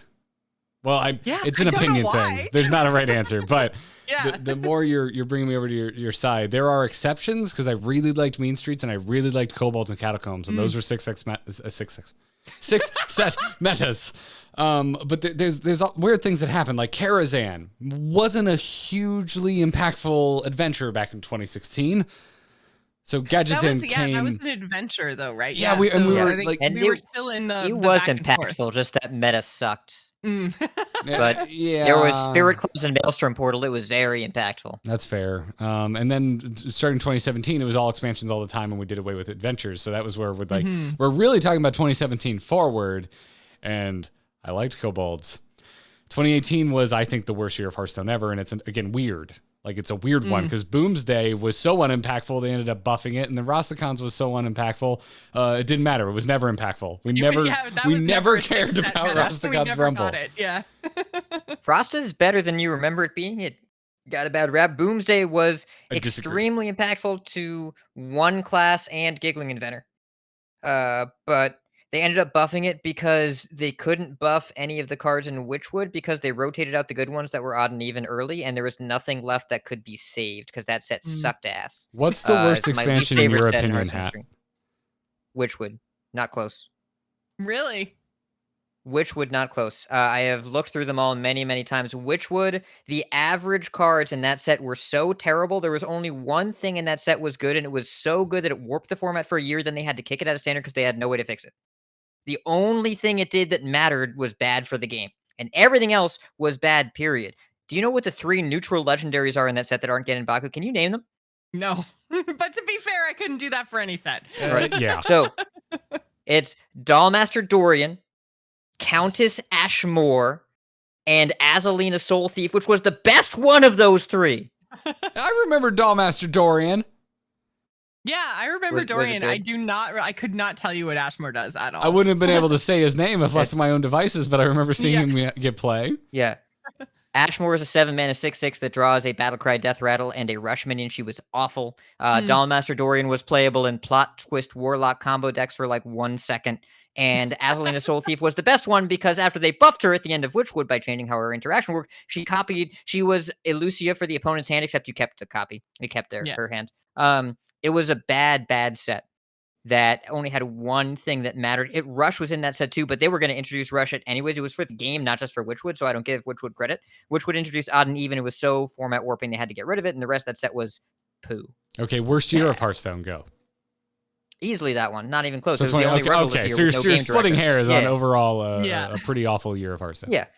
So to answer this question, to answer Dish GTI's very interesting question, so I've thought about this a lot and tried to identify general trends because what do these different metas mean? And what these different metas mean. 4-set, you do get the best moment in Hearthstone for the entire year, which is rotation. Rotation is the best. You have 2 or 3 weeks where nobody has any clue what's going on. That's cool. But 4-set metas, low power level, generally incomplete, usually a couple outliers of decks that are full decks, and then the rest of the decks are not full decks, and you kind of play with the best 15 to 20 cards you can find, and the rest of the 10 are like, I wish I don't ever draw this. I don't ever want to draw this. So you end up with some pretty clear targets, but also some pretty clear power outliers, and it doesn't usually stay interesting throughout the entire 4 months. 5-set metas are my favorite because we're not too far from the past rotation. We're not too close to the next rotation.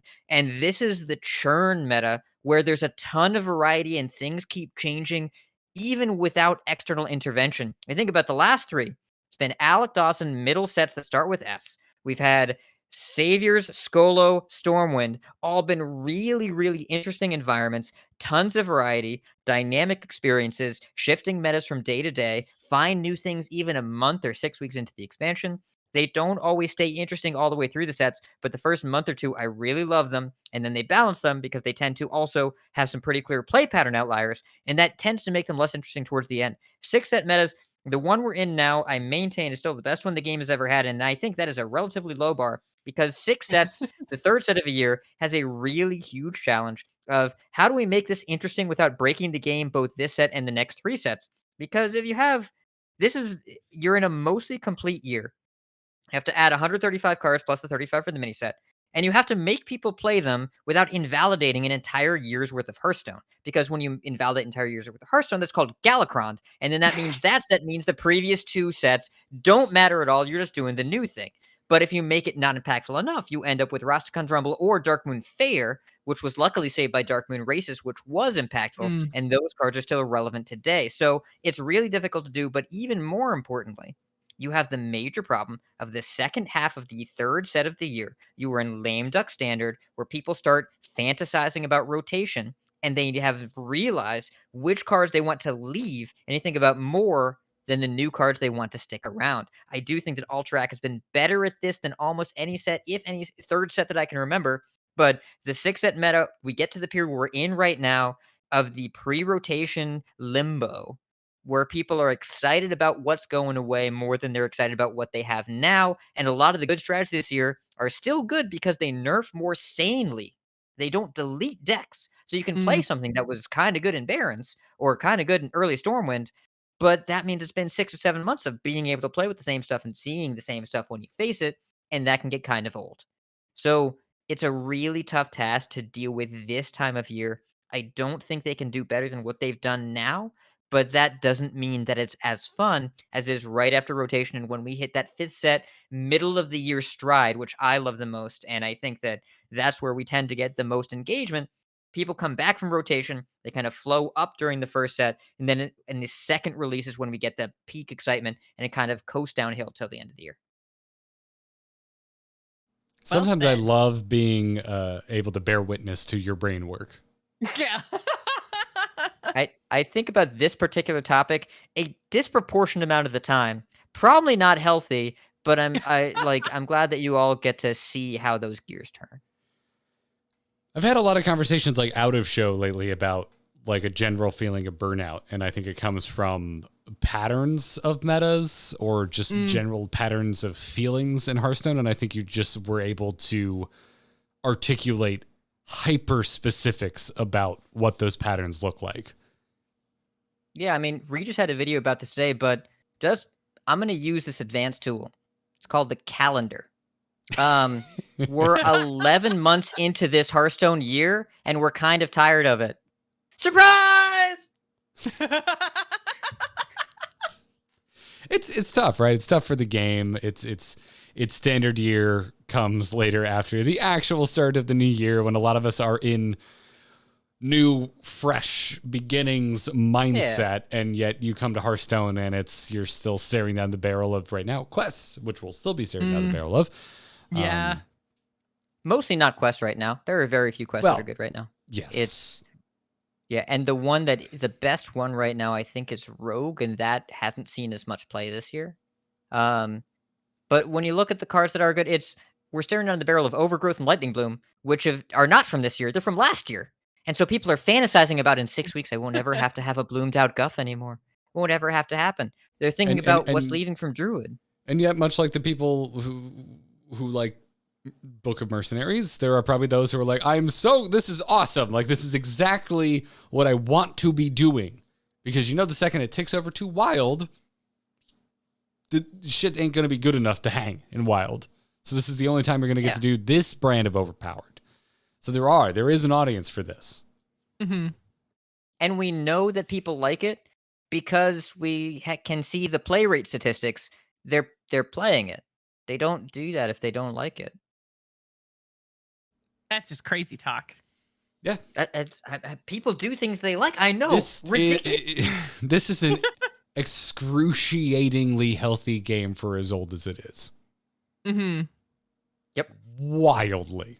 Hi, everybody. I do a Heroes of the Storm podcast. So, show Gall, show Brawl. I'm just saying. We can have it in this game. Please save us, Microsoft. When has that sentence ever been said? This is hot Scarrett talking right now. Not Hearthstone's fine. Yeah, no. Hearthstone's fine. Maybe split a couple modes off, but other than that, I think Hearthstone's doing just fine. Put HOTS on Xbox Game Pass. I mean, it would need to. Well, I guess you could do PC. What would that? It's already on. It's free to play. What's stopping you? I don't know. I have no other ideas to save HOTS. All right. Well, everybody, thank you so much for your questions. Keep them coming. tacpodcast@gmail.com or write us in our patron Discord. You can skip the inbox entirely. And thank you very much for your support. Speaking of thanking you for your support, thanks again. If you're supporting us, if you're a patron right now, hey, Hearthstone's old. This show is just as old. The fact that there are that many of you out there still supporting this program, it means the world to us. So thank you very, very, very much. Check it out, patreon.com/TAC. If you listen to the show week in, week out, and you think, hey, I get a lot of value from these three, I'd like to give some value in return, well, the Patreon's the best way to do so. And a huge thanks to our Patreon producers, Declan H. and Dustin C. If you want to become a producer, information is over there on the Patreon. Other than that, our back catalog of episodes can be found at theangrychicken.com or over at youtube.com/amove2. Or you can catch us live Monday nights at 8 p.m. Eastern right here on twitch.tv/amovetv. And there's plenty of other places you can catch us, like Jocelyn. You do more than just talk about tech. Where can people talk about? Where can people find you? Probably saying something about Horizon. Well, if you guys are interested in my thoughts on Horizon, you should check out the Gamers In this week, because we are going to be talking all about Horizon Forbidden West, which came out on Friday. I freaking love. It's so good. It's all I've done this weekend. I'm sorry, Masters Tour. You just picked a bad week. That's all. And if you'd like to see me playing some stuff, I've been streaming on Friday nights. You can go and check me out on twitch.tv/JossPlays. Ridiculous Hat. Where can people find your other Hearthstone content? Just go to my Twitter, twitter.com/ridiculoushat. I promise I don't tweet about politics. But I do have 2 other Hearthstone shows. If you want more Hearthstone talk, Coin Concede, coinconcede.com. We make the competitive side of the game more accessible to you. We just added Wicked Good as a permanent host. He's great. Go listen. And Vicious Syndicate over at vicioussyndicate.com. We take a data-driven look at the standard metagame. If you want to Where can people find you? If you want to hear me talk about politics, buy me a drink at a bar. It's not that hard. I refuse to get into that conversation on social media, though, because that way madness lies. I can be found on Twitter talking about cars, cocktails, and probably some video games at Garrett Art. You can also find my new-ish series of YouTube videos chronicling my journey through Final Fantasy XIV. That's right, I am playing this game. I am still playing this game, and I am closing in on the end of Heaven's Ward. Over at youtube.com/amovetv, got a brand new upload coming this week. First thing, Wednesday morning. New uploads every Wednesday morning, and a Final Fantasy XIV stream every Monday afternoon at 2 p.m. Eastern Time. Same place, youtube.com/amovetv. I would do it on Twitch, but Twitch don't tell people I'm live that ask to be told when I'm live, so I'm doing it on YouTube. That's going to wrap it up for this episode of The Angry Chicken. Thank you so much, everybody, for listening. Thank you, Jocelyn and Hat, for being wonderful co-hosts. And until next time, job's done. Job's done. Job's done. We caught Hat out. There was a thing that went off over there. I had to mark it down, so I remove it from the... Who cares? It's fine. I'll fix it in post. You don't Fine. need to. Okay. I don't need to. I want to. Okay. In that case, tell me what you want, what you really, really want. Oh, I would like one zig-a-zig, please.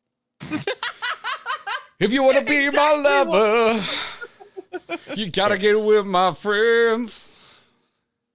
By the way, the best Spice Girls album was the second one. Don't at me. I only remember whatever album that song was on because it was the only one my mom owned. That was the first one, and it was pretty good. But the second album, I'm trying to remember. I'm not sure I knew they had more than one album. I believe it was Spice World. Yes, Spice World, which started with Spice Up Your Life and ended with Lady is a Vamp. Amazing album. Viva Forever, underrated. Very underrated. Big fan. Oh, that was the album with Stop on it? I thought Spice Up Your Life was on the first album, but yeah. So Nope. yeah, I can get down with that. Second Yeah, album. the was first good. album opened with Wannabe and it had Say You'll Be There and Two Become One and Who Do You Think You Are? Who Do You Think You Are was up there. But I think the second album had a lot of like musical evolution for them. Same with Aqua, their second album much better than the first. I Big don't fan of think I had Aquarius over Aqua's- Aquarius. One day Oh, you'll yeah, tell me yeah. about why you have such deeply informed opinions about the Spice Girls. Because they're good musicians. I don't know. All right. Pop, I got pop enough. is the most popular genre for a reason. I'm into almost none of it except for Lady Gaga. Okay, she's exceptional. She is Yes, exceptional. she is. Truly fantastic artist. I got into her because she was top 40 when I was working retail in Los Angeles, and it was one of the few songs I didn't hate with every fiber of my being. Then I found myself listening to her on Spotify. It was one of the first things I ever listened to on Spotify was Lady Gaga. And freaking hell of an artist. Yeah. We're going to make a Green Day Poker joke, Face. but don't want to get banned. Yeah. Keep it that way, Daz. I liked Poker Face. I loved Bad Romance. Big Bad Yeah. Romance. Bad fan. Romance, I think, yeah. I it's used her to best listen to single. that whole album driving to and from my volleyball games. It's a no skip. That That's was- when I was yeah. when I was playing like super competitive, ultra mega like workout every morning volleyball. And yeah, it was all Gaga all the time. It was great. Speechless hits me in my soul. Mm. Yep. That song. That was the album with Alejandro was on that album too. Yes. or- Yes. Yes. Yeah. It's a Yeah. banger of an album. That It's that so album is good. god tier. Yeah, there's Yep. it's Yep. absolute god tier. I went to that. Oh, I man. went to that tour, Daz. I met My Chemical Romance in the parking lot afterwards. Huh? I still have a pair of Chuck Taylors where all of them signed the white toes because it's Oh, all I had wow. on me. I have a surprising number of Chucks signed by bands because the white rubber toes on Chucks make for good signing fodder. I have a pair signed by AFI. I have another pair signed by Rancid. Wow. And then I have a pair signed I was by surprised at the first one, so it is MCR. definitely a surprising amount because you kept going. Yes. Yeah. You go to Warp Tour. You collect things. Yeah. Oh my Well, God. I mean, So- I'm sure. So when I was cleaning out my car to sell it, I found a pile of Green Day confetti in the bottom of the armrest storage, and it was from what was it? Oh, what album? Shit, what album would this have been? But they played a show in Tampa the night before Hurricane Irma hit, and that's what that confetti was from. It's not even from the most recent show I went to. That would have been the 2017. September 2017. So that album would have been Chicka Chicka Chicka Chicka. Where you discography? I clearly I've had a drink because I can't recall Green Day's discography immediately, like I usually can. So 2017 would have been Revolution Radio? Yes, that was the Revolution Radio tour. Bang Bang would have been the big single then. Yeah. I was so stoked that they came to Florida the day before fucking hurricane hit and still played. I was very happy. I will always love them. Even if their last album was one of the worst things I've ever listened to. It doesn't matter. They're still glorious. Yes, listen, I'll give them I literally don't like one of their albums. They've made a lot of albums. What are we calling this show? A Green Day for Life. No. Kiss Me that's on the not- Lips, Billy Joe Armstrong. I don't think that's it. No. Yeah, okay. 6 Set What Now is pretty funny. That's pretty good. Let's All do right, that. That's what it is. And it's topical. People, some people might see that and be like, "Oh, they're talking about the 6 Set," but they don't realize it's also a joke about me accidentally saying sex twice, Multiple times. multiple times. Listen, someone in my house yelled "finish" on their face this evening. So You relayed that story to us on your podcast. yes, it wasn't me. I Yes, want to be that's very also clear, it true. wasn't me. This one hair just is like in my eye, and it's driving me nuts. Yeah. Oops, I just wrote TAC 255. I'm only 200 episodes wrong. Yeah. Oh, man. What happened on TAC 255? I don't want to know. Wait, hold on. The Angry Chicken 255. It's not too OP is the name of it. Oh, there's a picture of Hagatha. It's time to celebrate the new year in Hearthstone this week. The year of the Raven, that is. Hearthstone is celebrating by kicking off the reveal season for Year of the Witchwood. Raven. Yeah, that was the Witchwood. So, yeah, horrible. March already 2018. It Horrible. was That's us the talking about the year, worst yeah. expansion ever, according to Ridiculous Hat, who I disagree with. But, it's not the first time, and it won't be the You last. go ahead and you look at this card spoiler for that set. There's just nothing redeeming or memorable. You're about that literally thing. trying to pick the worst part of 2020 when you're trying to pick the worst expansion of 2018. That's what you're doing. I remember Witchwood. That's more than I could say about Rastakhan's Rumble. The worst part of 2020, by the way, was COVID. I hate you sometimes. That was my least favorite part. If I had the choice, would not do COVID. There's been moments recently where I've been, mostly when I go to Disney, where I'm like, I miss COVID. Because I went to Disney during COVID and it was delightful. No, what you mean is you don't like people, but if you were at deathly risk of catching a disease that caused permanent problems for the rest of your life, I think you probably don't want that thing. You just want to. I mean, yeah, if you want to strip any slight fun of You what I wanna was get trying to get across super out of it. technical. Yeah, sure, go for it. Thank you. With that, I mean, it's making things less fun. That's kind of my jam.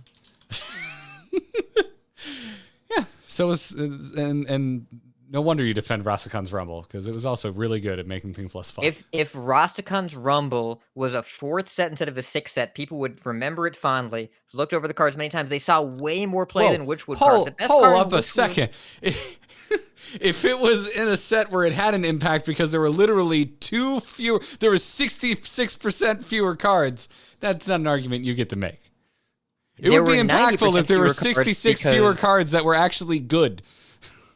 It would be impactful if people weren't just pressing hero powers for a year and not adding new cards to their decks because they didn't play cards all year. They just pressed a button. That was a year of pressing a fucking button.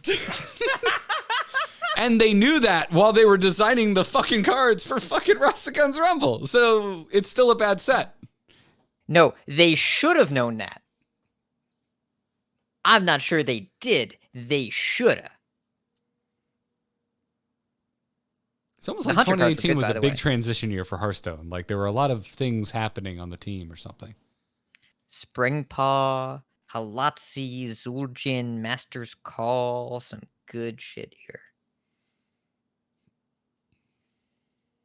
Yeah. Mass Hysteria, that's a good card.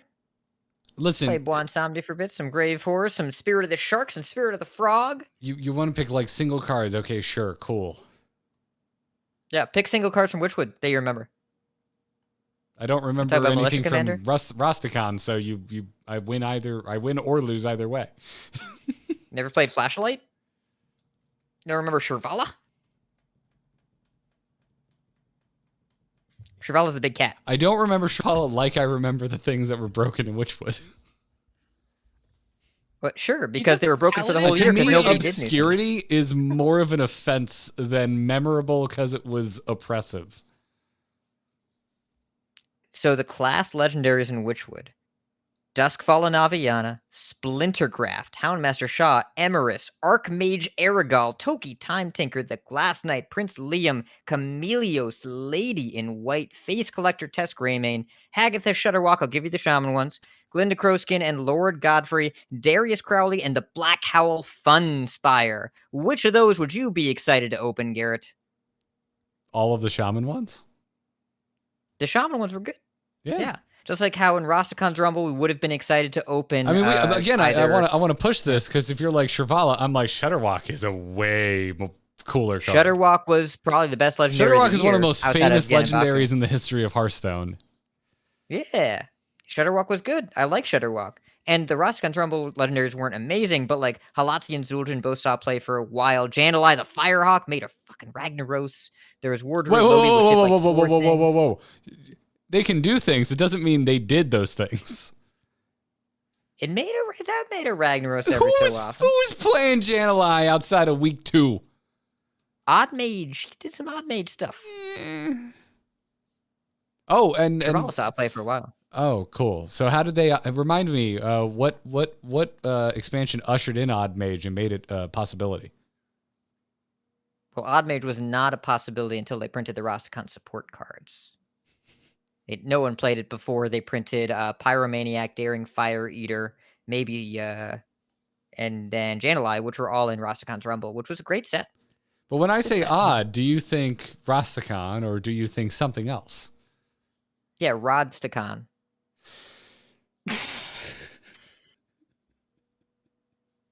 You just said it. I'm just quoting you. You said Rodstakhan, right? So Twitch chat, we're going to bring the stream chat down now. Thank you so much for being here. Really appreciate you. Yep. I don't feel like telling you to eat a dick on air, so I'm going to end it now. Too late. I think you just did. I think you kind of, Garrett, I'm going to say, I think you probably felt like doing that. I love Rod Stewart. Oh, man. Really? How much older than great. you than me? No, that was like all my mom used to listen to, and all my dad used to listen to was Garth Brooks. So I love both Rod Stewart and Garth Brooks. Okay. That's what I grew up on. Yeah, that's why I like Alan Jackson. Ooh, Alan Jackson. Yeah, I got a little bit of a soft spot for Alan Jackson. I'm not a huge fan of Garth Brooks, although his big hits. Love him. I got nothing against being drunk singing Garth Brooks. I'm not a monster. I'm not a monster. Honestly, I think he, next to Green Day, is the best concert I've ever been to. Wow. And I went to his concert like 5 years ago with my dad, and like the energy of that dude, like wow. and he Okay. was just so happy to be there. Like, holy shit. I can't even get mad because you buffered it with Green Day. So I'm just like, this woman's making sense. Yeah, seriously, Green Day and Garth Brooks, both amazing live concerts. I'm trying to think about the second best concert to Green Day. You know who it might be is and it surprised me, is Sum 41. No, Sum 41. I was never a huge Sum 41 fan. I always kind of liked them. And I don't know, I think it was 2014, 2016, somewhere in there, in the teens of the 2000s. They played a show and we went like on a lark because tickets were cheap.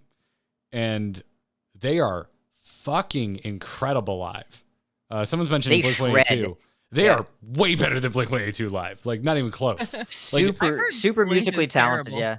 Yeah. Blink is real hit or miss. I saw them on the Pop Disaster Tour where they co-headlined with Green Day. It was the second concert I ever went to, and they fucking ruled. It was great. And every time I've seen them since, it's been like a downtick in quality. The BlizzCon Blink-182 concert, one of the worst live performances I've ever seen. They're up there with Eve 6 and Yellow Card. Eve 6 and Yellow Card, two of the worst bands I've ever seen live. They are garbage tier. Like, incapable of playing their own songs levels of bad.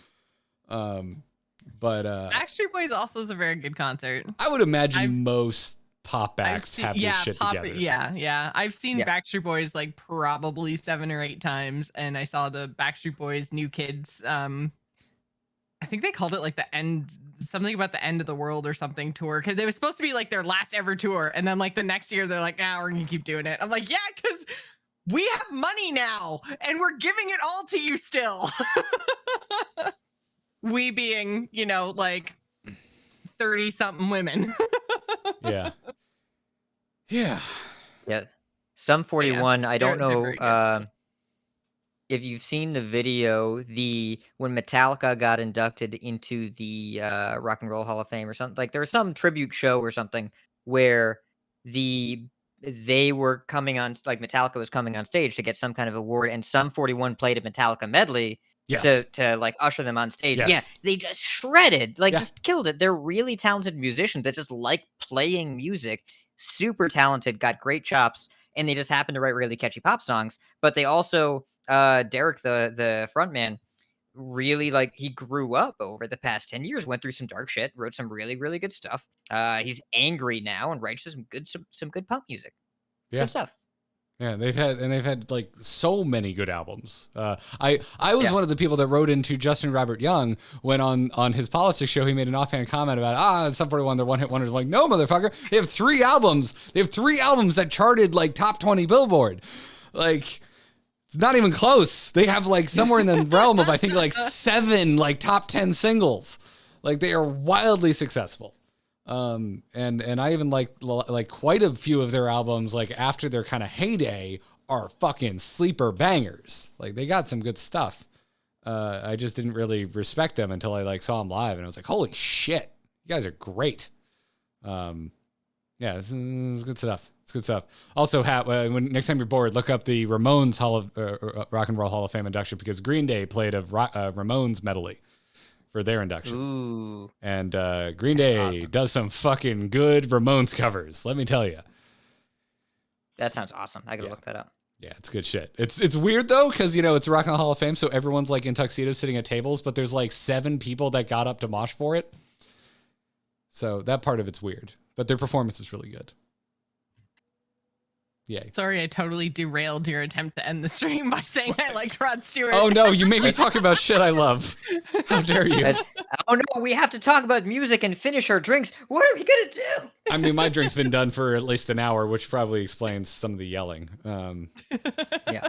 Yeah. And I have the beer is large. Yeah. Oh, Daz, I'm with you. I missed the drink memo, so my wine is still upstairs, undrunk. I almost didn't make one in the last minute. I was like, I want gin. You didn't make one. Katie made one. Well, yes. I decided last minute I want gin and went, hey, honey. I hate honey a lot. Oh, yeah. You could have done that during the show, Joss. Probably.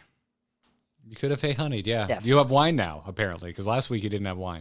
I didn't have wine last week, yeah, but I have it now. So you know I honeyed yesterday and said, "Hey, honey, on the way home, can we stop at the wine store?" You know, that would have been such a great sponsor tie-in. I'm upset that you didn't do it. Hey, honey, can you place the Hey, order honey. online so we can save money with honey? I'll remember that for next time. I won't remember. Green Day is playing a show next month, 45 minutes away from me, with Incubus. And I'm trying to talk myself out of going because I kind of don't want to do another concert, but it's Green Day and I've never seen Incubus, and I also kind of have a soft spot for them. What year is it?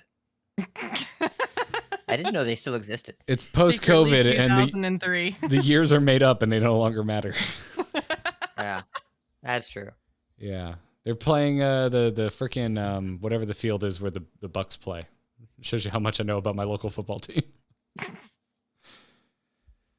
Yeah, it's still the 90s. I believe that's Tom Brady Field. Tom Brady. Okay, yeah.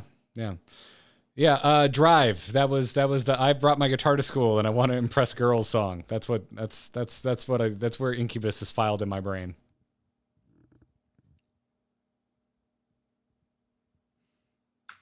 All right, we're done now. Next to the Wonderwall chords. Oh, I never got into them. Who was into Oasis? Oasis was just like a thing that happened around people in the 90s. They played the only Warped Tour I went to when I lived in California, and I distinctly remember whatever band was on before them was like this, like, very loud screamo band, and the lead singer of Oasis just standing at the edge of the stage, looking at the stage next to him with this perplexed look on his face, like, huh, they're really doing that. That's your thing, eh? Huh. They were okay. Interesting choice. They were okay, and then I left and I went to watch Dropkick Murphys and was reminded, oh right, their fans are the worst. That sounds plausible. Yeah. Want to talk about worst fandoms? Dropkick Murphys on our honeymoon. You saw them? Yeah, On your oh, sick. That sounds like a rowdy honeymoon. it was actually. They put on a hell of a show. I wish their fans were chiller. Yeah. Sorry. No, I'm a fan too. But like, you go to their concerts and it's a bunch of drunk bros. Yes. It's the pits. Could be worse. Could be Tool fans. Well, at least they're not physically assaulting you, and they're just assaulting you with their open mouth that's saying words. It's like, Garrett, back it up. No. Let me tell you, if you're a Tool fan, how do you know? You know how you know someone's a Tool fan? No, I meant the assaulting someone with an open mouth. Oh, yeah, I didn't. My bad. No, come back, bring it back. Don't you miss mosh pits? Yeah, a little bit. Although, I mean, I threw my back out going to a concert at like 26, so I can't imagine what would happen now. No, I think you know pretty clearly what would happen now. It would be that, but faster and worse. I was very excited when I went to the Hella Mega Tour last year, and everyone was our age and just decided to be chill. Like, we've been through some shit. Let's all just stand here and just not say anything. There was a circle pit, but I want to be. There's a big difference between a circle pit and a mosh pit. Circle pit, you keep the momentum going, having a good time, minimal physical altercations. Yeah, mosh pit seems cool. Yeah, a lot of crashing into each other. By the way, I want to clarify, Twitch chat. I'm not crapping on Tool. I'm crapping on Tool fans. I like Tool. It's not Tool fan. I don't. I'm neither. I don't really care for the band, and I don't need to ever. Nor the fans. I never need to hear a lecture from a Tool fan ever again. That would be nice. That would not for 10,000 days. No. You're literally. It's like I didn't realize I was in a college auditorium, ready to hear the lecture of the virtues of Tool. It's what I imagine talking to me about Green Day feels like. Yeah, nobody wants to do that. And so before I do, I will bring the stream down for real this time. Thank you so much, everybody, for listening to our ramblings here at the end of the show. Goodbye now.